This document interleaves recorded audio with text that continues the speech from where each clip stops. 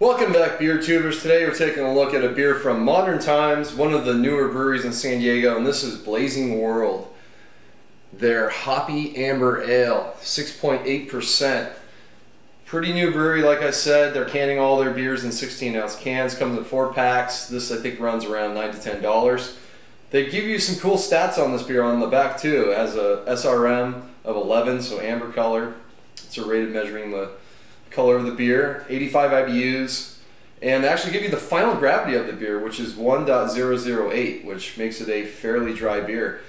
Hops are Nelson Simcoe Mosaic.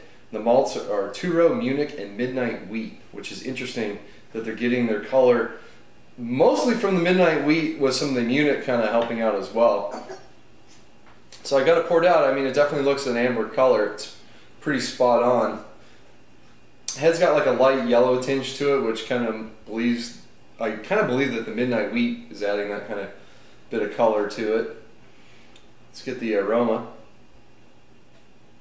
Oh yeah, it's pretty hop forward, as you'd imagine, but you get some bready malt coming through. Yeah, Nelson Simcoe Mosaic, so a lot of hop complexity right there. Definitely some dankness coming from it. You get tropical fruit, mostly kind of like a pineapple characteristic to it. A little bit of that white grape note comes through. Definitely some sweeter, fleshier grapefruit. A little bit of like a floral character in there as well. Yeah, smells good. Let's dig in. Cheers.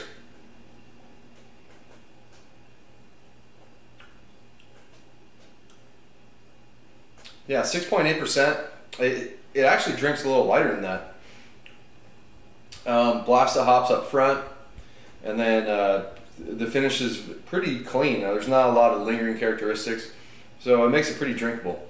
So up front, you're hit with the bitterness, very much like you would in an IPA. It's definitely more of, you know, almost like a red IPA than a typical American-style amber ale. They originally modeled the beer loosely based on Trogue's Nugget Nectar, but then went through all these iterations, and Modern Times has done a lot of documenting of their recipes through Mike Tomlismere's, aka the Bad Fermentationist, webpage, and you can check out all the Modern Times recipes. They're out there. You can go find them. You could brew this beer at home.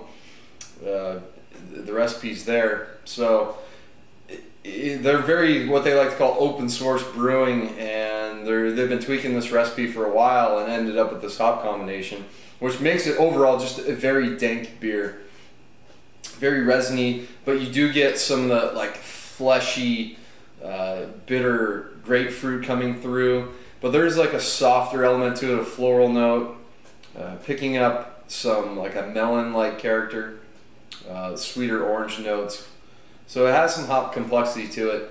The Nelson, I think, typically dominates in the hop bill for a lot of the beers that I personally brewed, but not so much in this beer, other than maybe the danker side of Nelson. But I mean, you're not getting that big like pineapple sort of tropical edge to it, or even that kind of white wine character. I mean, it's there, it's just not overpowering the other two hops. Midway through, you pick up a little bit of malt characteristic, some really sweet bread, and it's kind of weird. They don't say there's a caramel character, but you kind of get that melanoidin almost character, almost caramel character, and I'm guessing that's maybe from the Munich. The Midnight Wheat, I'm not too familiar with that particular malt, so. And maybe that's adding some like toastiness, like ever so slight, maybe like chocolate, coffee kind of notes to it, to the beer. Actually, every sip I get a little something different with the hops. Sometimes I get a little more stone fruit type of character, like that apricot sort of peach note. Other times that white grape character comes out from the Nelson. Other times it's just more bitter, dank resinous in this, you know, bitter grapefruit in this character. So, yeah, it's definitely got some complexity.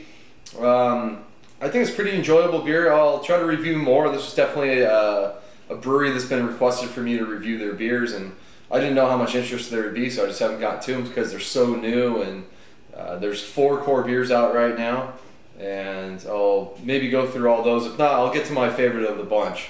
I do enjoy this one. I think it's really solid, you know, B plus type of beer, and it's nice and dry and drinkable, and it does drink less than its 6.8%, I will say.